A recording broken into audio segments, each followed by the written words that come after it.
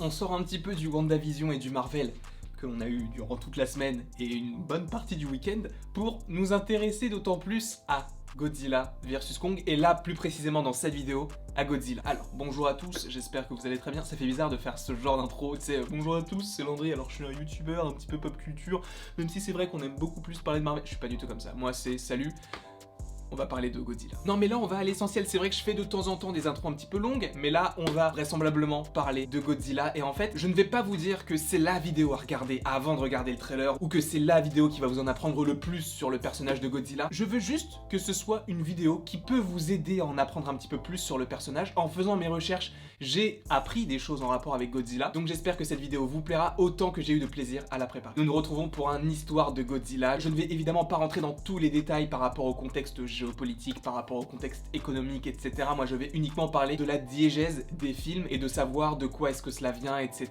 Donc déjà la première question que l'on peut se poser c'est quoi Godzilla? Godzilla, c'est un kaiju. Alors peut-être que vous avez déjà entendu ce terme dans un film, et en fait pour ma part, la première fois que je l'ai véritablement entendu, c'était dans Pacific Rim. Pourquoi? Eh bien parce qu'en fait kaiju veut dire en japonais monstre. Et donc dans Pacific Rim, ce sont des robots gigantesques qui affrontent des monstres. Et une partie du film, et une grosse partie du film se déroule au Japon. C'est pour ça que les monstres, ils les appellent les kaiju. Et donc en soi, pour revenir à Godzilla, Godzilla en est un. C'est un kaiju. Je ne dis pas qu'il y a un lien entre Pacific Rim et Godzilla, mais en soi Godzilla est un monstre, donc kaiju, comme je viens de vous le dire, veut dire monstre en japonais. Parce que oui, il faut savoir que Godzilla est une création japonaise de Tanaka Tomoyuki et de Toho, ainsi que d'Ichiro Honda qui a été le réalisateur du premier film Godzilla en 1954. Mais en tout cas, je vous ai parlé de la maison Toho. Peut-être que cela vous dit quelque chose, puisque c'est une maison de production extrêmement puissante au Japon. Pour les plus connaisseurs d'entre vous, c'est notamment le studio qui a produit Your Name. Donc pour ceux qui ne connaîtraient pas forcément Your Name, je ne vais pas rentrer dans les détails dans cette vidéo, je vous invite à aller sur Netflix, il y est, regardez-le, c'est un chef-d'œuvre. Ainsi, par rapport à cela, il ne faut pas penser que le studio Toho ne produit que des films de monstres. On l'a vu donc, évidemment, avec l'exemple Your Name. Mais cela ne veut pas dire que le studio n'a pas produit beaucoup de films de monstres.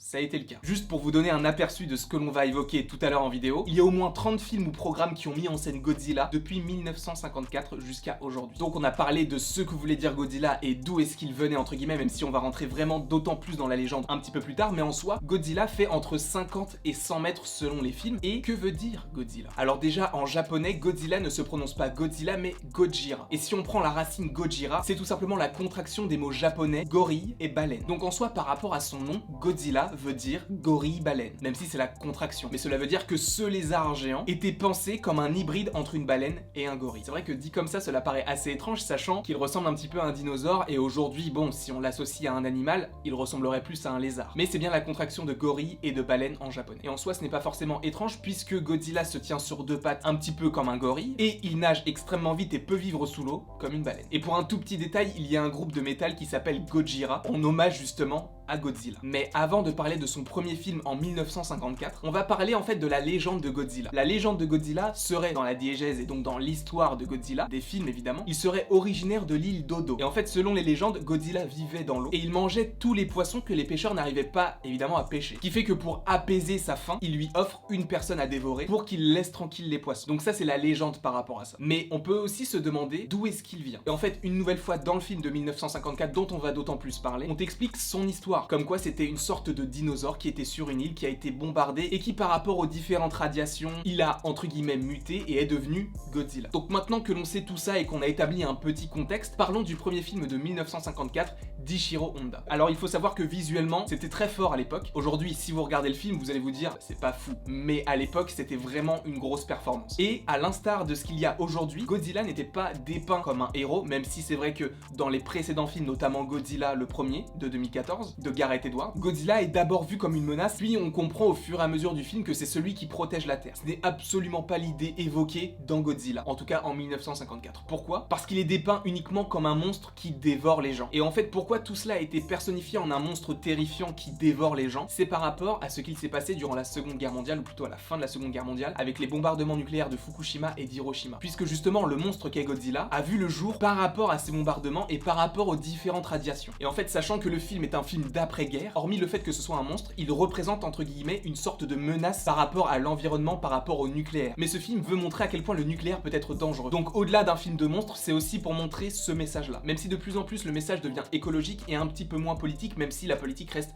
un petit peu partout. Même si c'est vrai que sur la forme, c'est un film de monstre. Mais dans le fond, il y a énormément de messages qui sont véhiculés. Je vous renvoie évidemment à la vidéo que j'ai faite par rapport au film Godzilla de 2014 où je vous évoque un petit peu tout le message écologique du film. Donc dans ce film, Godzilla est ce qui effraie les habitants, mais il est tué à la fin du film. Un an après, donc en 1955, vient le deuxième film entre guillemets lié à Godzilla. Alors ce n'est pas véritablement une suite, mais c'est juste un autre film comme une sorte de spin-off ou comme un film annexe à l'histoire de base, mais qui reprend en fait l'origine et la trame du monstre Godzilla, où en fait pour la première fois lié au monstre, on a un affrontement face à un autre monstre. Donc ça date de 1955, dans un film qui s'appelle Le Retour de Godzilla. Et cette fois-ci donc, comme je vous l'ai dit, Godzilla n'affronte pas les humains, mais un autre monstre qui s'appelle Anguirus, qui est par conséquent le premier ennemi véritable de Godzilla. Seulement on va vite passer sur ce film-là puisque ce n'est pas vraiment un film qui nous intéresse particulièrement. Nous allons sauter un an et aller en 1956 pour Godzilla, le roi des monstres. Alors tu vas me dire, oui mais c'est marrant parce que c'est exactement le même titre que Godzilla 2, donc Godzilla le roi des monstres en 2018. Le film de 2018 est tout simplement une référence à ce film là. Alors, il ne faut pas voir Godzilla le roi des monstres comme une suite à Godzilla de 1954, puisque c'est une sorte de remake, si on peut appeler ça comme ça, une sorte d'adaptation américaine. Alors évidemment, il y a eu plusieurs versions des films par rapport au Japon, par rapport aux États-Unis, etc. Mais je ne vais pas rentrer dans ces détails là, puisque ce n'est pas vraiment ce qui nous intéresse en tout cas dans cette vidéo. Donc le film de 1956 est une nouvelle fois réalisé par Ishiro Honda, accompagné par Terry Morse, qui est un réalisateur américain de l'époque. Et c'est en soi une sorte d'adaptation, comme je vous l'ai dit, mais pour le public américain, puisque l'on retrouve des personnages que l'on avait déjà dans le premier film, comme Daisuke Serizawa, interprété par Akihiko Hirata, qui jouait déjà le personnage du docteur Daisuke Serizawa dans le premier film Godzilla en 1954. Donc on a quand même ces liens entre les différents films, même si c'est une adaptation, entre guillemets, un petit peu plus américanisée. Par ailleurs, cet acteur a joué dans beaucoup d'autres films de monstres, même s'il n'a pas forcément joué le même personnage. Pourquoi? Eh bien parce qu'en fait, son personnage du docteur Serizawa a été tué. Et peut-être que ce nom vous dit quelque chose, le docteur Serizawa, parce que tout simplement c'est le nom du docteur joué par Ken Watanabe dans les nouveaux films Godzilla. Alors ce qui est très intéressant, c'est que le personnage ne s'appelle pas Daisuke Serizawa, mais Ichiro Serizawa. Peut-être que ça vous a fait tilt dans votre tête, c'est qu'en fait ils ont fait une référence par rapport au docteur Serizawa, donc Daisuke joué par Akihiro, joué donc par Akihiko Hirata, mais tout en reprenant le prénom Ichiro, qui est donc le réalisateur du premier Godzilla, donc Ishiro Honda. C'est une référence directe et j'ai trouvé le clin d'œil assez sympathique. Donc je ne sais pas ce que vous en pensez, mais moi j'ai trouvé ça cool. Ensuite par rapport à tout cela, donc vous connaissez un petit peu l'histoire de Godzilla, etc. Par rapport au fait qu'il soit vu comme un monstre à l'époque et aujourd'hui un petit peu plus comme un sauveur, même s'il est toujours vu par certains comme un monstre. Mais on peut aussi se demander combien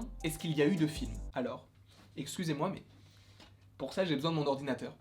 Parce qu'il y en a eu près de 36. Nous avons eu donc en 1954 Godzilla, en 1955 comme je vous l'ai dit le retour de Godzilla, en 1956 nous avons eu Godzilla le roi des monstres, en 1962, et ça c'est très intéressant, nous avons eu pour la première fois l'affrontement entre Godzilla et King Kong dans King Kong contre Godzilla. Aujourd'hui le film s'appelle Godzilla contre Kong, mais c'est une référence directe. Ensuite en 64 Mothra contre Godzilla, alors Mothra est un monstre que l'on avait déjà vu dans Godzilla, il me semble que c'est le papillon dans Godzilla roi des monstres. Ensuite nous avons Monster of Monsters Ghidorah en 1964. En 65, nous avons Invasion Planet X. En 1966, nous avons Ebirah contre Godzilla. En 1967, nous avons La Planète des Monstres. En 1968, Les Envahisseurs attaquent. En 1969, La Revanche de Godzilla. En 1971, Godzilla contre Hedorah. En 1972, Objectif Terre Mission Apocalypse. En 1973, Godzilla 1980. En 1974, Godzilla contre Mechanic Monster. En 1975, Les Monstres du Continent Perdu. En 1984, Le Retour de Godzilla une nouvelle fois. En 1989, Godzilla contre Biolante.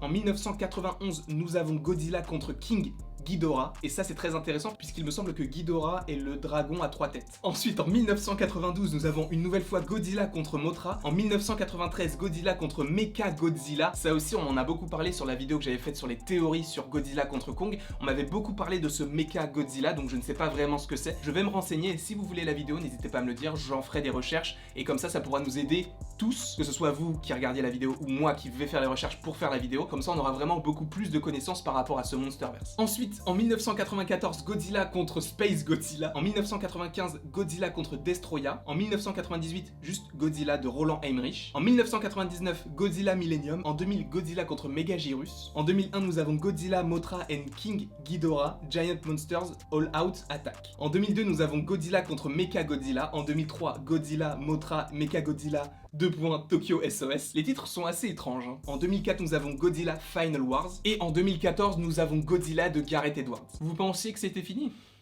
Non. Puisqu'en 2016, nous avons Godzilla Resurgence. En 2017, nous avons Godzilla Planet of the Monsters. En 2018, nous avons Godzilla City on the Edge of Battle. En 2019, Godzilla 2. The Planet Eater. En 2019, une nouvelle fois, Godzilla, roi des monstres. Et en 2021, Godzilla contre King Kong. Enfin, Godzilla contre Kong, quoi. Sans compter le dernier, on en était à 36, mais là, on en est à 37. C'est énorme, sachant que ça a commencé en 1954. Après, tu vas me dire, oui, mais le MCU, ils ont fait 23 films depuis 2008. Ok. Mais c'est pas sur un seul personnage. Là, tous ces films-là, c'est sur Godzilla. Mais parmi tous ces films-là, j'aimerais revenir sur un seul et même film, King Kong contre Godzilla en 1962. Réalisé une nouvelle fois par Honda qui avait déjà réalisé donc le premier film Godzilla. Et pour de petites précisions, c'est le premier affrontement entre les deux monstres. Puisqu'il faut savoir que Kong, avant d'appartenir à Toho, appartenait à la RKO. Alors, de toute façon, il y a déjà la vidéo en rapport avec l'histoire de Kong, mais il appartenait auparavant à la RKO et s'est fait racheter par Toho. Et on peut se dire, bah du coup, il y a déjà eu un affrontement entre Godzilla et Kong qui a gagné. Je veux pas être sceptique par rapport aux fans de cette vidéo, plutôt aux fans du personnage de cette vidéo, mais apparemment c'est Kong qui a gagné. Après, à voir, tout peut changer encore une fois. Mais c'est vrai que par rapport à tout cela, et on en parlera de toute façon, il me semble mardi dans une vidéo théorie que je ne tourne pas à l'avance puisque j'attends d'être à tout à l'heure pour regarder le trailer, même si j'ai déjà des idées de théorie, je pense que le trailer va m'en donner d'autant plus. Donc déjà pour les fans de Godzilla et de Kong, notez mardi une vidéo théorie sur Godzilla contre Kong. Il y a une victoire de Kong dans le film de 1962. Après apparemment ça s'est joué à rien,